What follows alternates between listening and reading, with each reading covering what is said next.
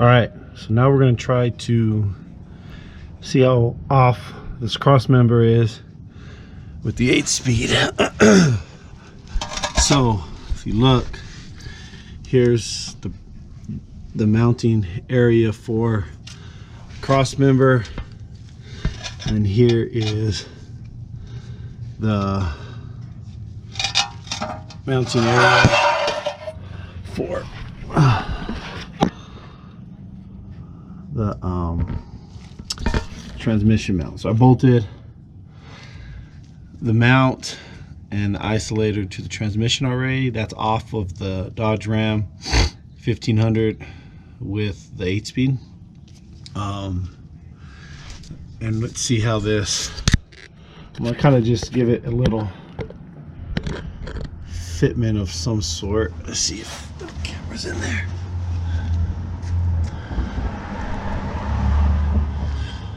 All right, hopefully the camera can see this. So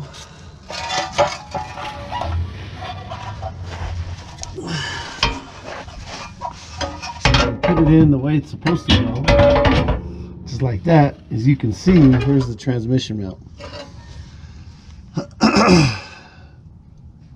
I think we can just flip this upside down. I think I saw this guy that's doing a Hellcat swap. He just switched them around and this can just line up. It looks like, if you look here, it looks like we can just switch it around and then drill out some holes underneath and use those as the mounts.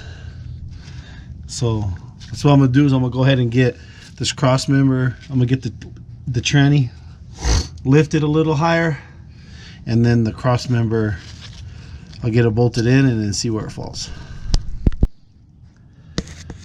Okay, so now I'm gonna, as you can see, it's resting on there, and so I'm gonna kind of take some type of marker and see if I can get the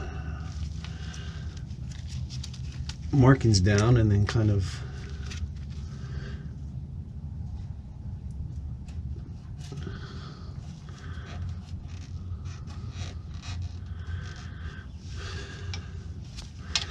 and this middle one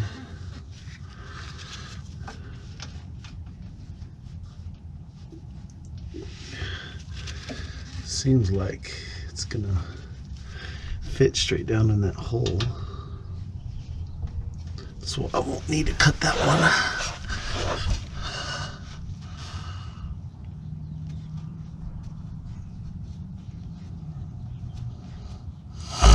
And so what I'm gonna do is, from the top, I'm going to drill a hole all the way down through, because these are going to take nuts, and then this bottom hole I'll drill big enough to get my socket in, to tighten it. So that's it. And also too, is before I forget, I want to talk about the hardware. So I got the transmission, and obviously it didn't come with the mount, so if you can get them with the mount on the isolator, that'd be best. But that bolt right there, all the hardware is going to be M10 1.50. The bolts that I put inside that bolt the mount to the transmission, 25 millimeters long. So M10 1.5, 25 millimeters long. And then the nuts on those is, again, M10 1.5. Okay. And then there's some nuts that mount the isolator. To the mount that's on this back side here. There's a nut which is M10 1.50. So it's a nut and a washer on this side, because there's one of these studs that go up. So M10 1.5 with a washer, and these I'm using is M10 1.5 25 millimeters. All right, let me get this cross member off and drill the holes. All right, so wherever I marked it, I drill the holes here, here. My first hole was a smaller one, and I went all the way through. The next two stages, I just went to a medium, and then to 10 millimeter because the bolts are M10s. And then after I did the 10 millimeter one, I went up to one above it, just to give it a little bit of play. And the center bolt sits in here. So then on the back side, I took out one of my hole cutters, and I made it as wide as one of my impact wrenches. I mean my impact sockets. Made it just a little bit bigger, so you have obviously some ability to be able to get to the nut and tighten it, you know, down. So that is it. So I'll show you when I install this. So, and it may or may not quite match up, but let's test it out.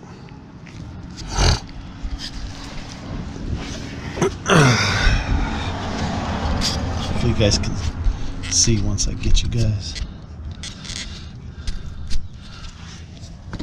I'm using the little GoPro video on this transmission. Most of them are going to be from this GoPro. So I hope. And then if they don't line up, then what I'll do is, I don't know, maybe take off the isolator part.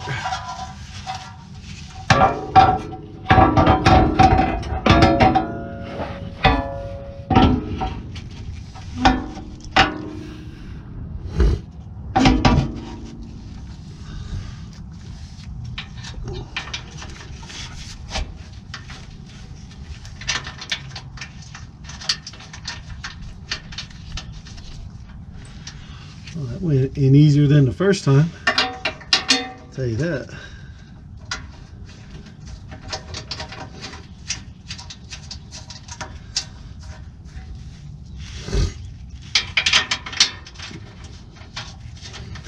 And I'm not tightening all these down because I'm just gonna have to keep kind of getting in there more just to kind of keep it guided. Let me get the other side.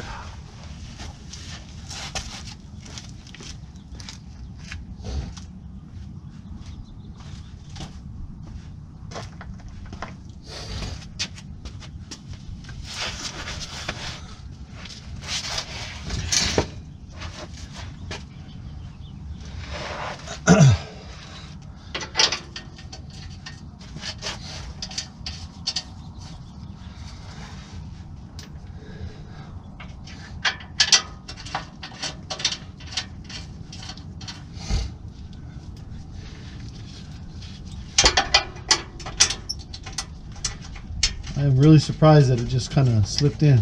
I was first put it in it just to get the mock up. It was fighting me. Oh, but it slipped in this time.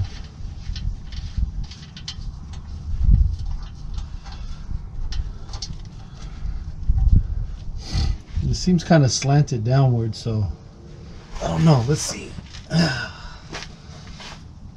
See if it just slips in.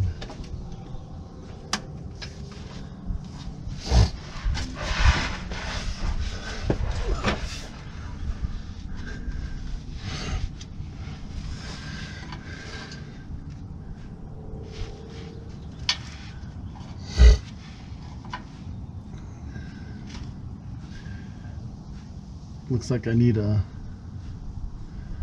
slide them a little bit.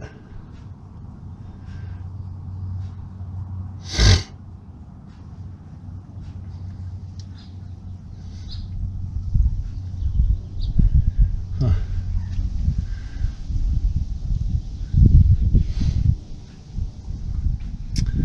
So I kind of have to slot them a little wider this way. Why now it doesn't want to.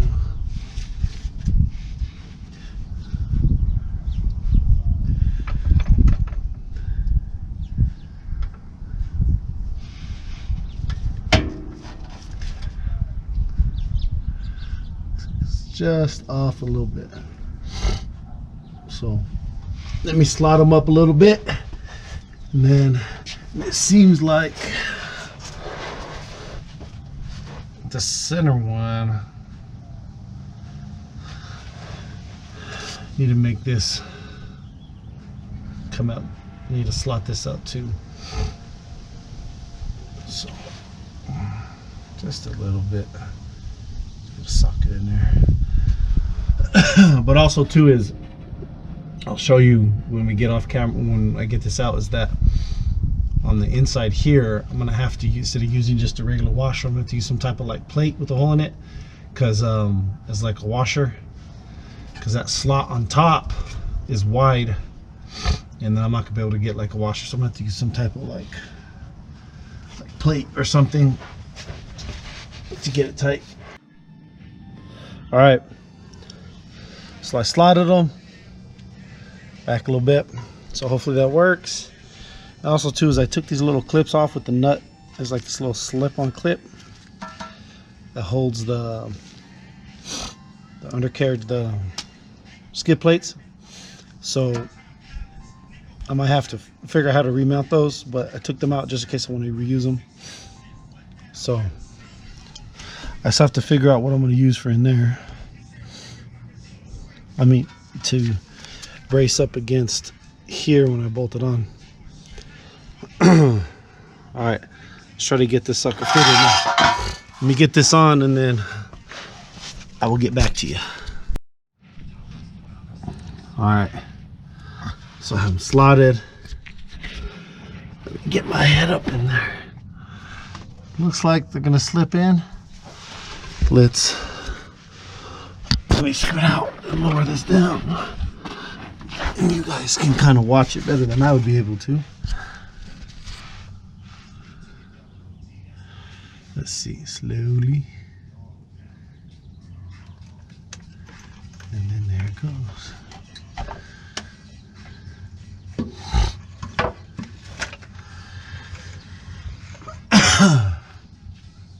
And then there is the transmission.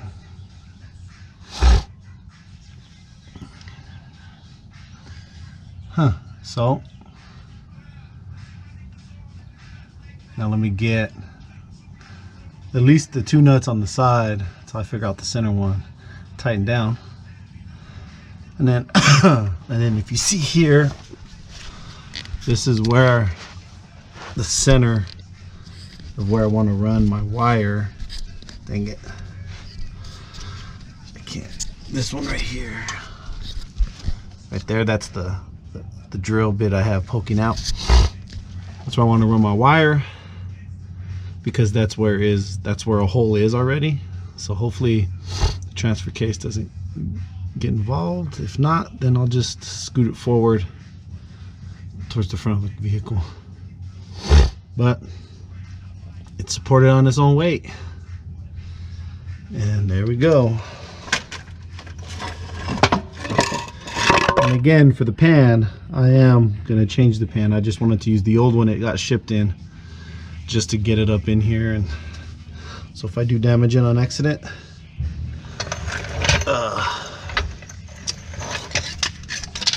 yeah, it's not a big deal then. And it sucks working on a hill, because I am on a hilled driveway. We're doing all the work on it. So there we go. All right, guys, bye. I'll let you guys know. What I'll do is I'll tighten this up. The next part of this video is I'll tighten this up. And then I have less room between this cross member and this cross member for the transfer case. I'm gonna have to figure out how to slide it in, because I don't think it's gonna go in from the back here. So yeah, I'll get back with you. I'll tighten all this stuff down and figure it out. Bye. All right, so I'm using angle finder with my phone, and I just put it on this little square thing here. So that right there is 1 degree off from that flange down there. So I measured the degrees on the flat surface of the flange, flat surface of this output area right here where the transfer case bolts up. So this is going to be coming down here. So this is going to be down to a certain degree, and this one is up. And this one, I'm sorry, this one down here is down below 1 degree. So this angle and this angle are not matched. It's 1 degree difference, and that means that this nose here is facing down more. So which is okay, because when I hit the gas, it's gonna kind of rise up a little bit anyway, and pretty much almost equal to it. So I think we'll be okay. And the motor mounts are already set in place, so there is no adjustments on those. Can adjust over there by the leaf springs, because those are just fixed, and I don't, for 1 degree, I don't feel like it's worth it. And this guy, I can't drop it down anymore because it's maxed out all the way down. So there we go. Yeah, I mean, I guess it might be off a little bit on cruising speeds, but 1 degree I don't think is going to be too bad. So all right guys, bye.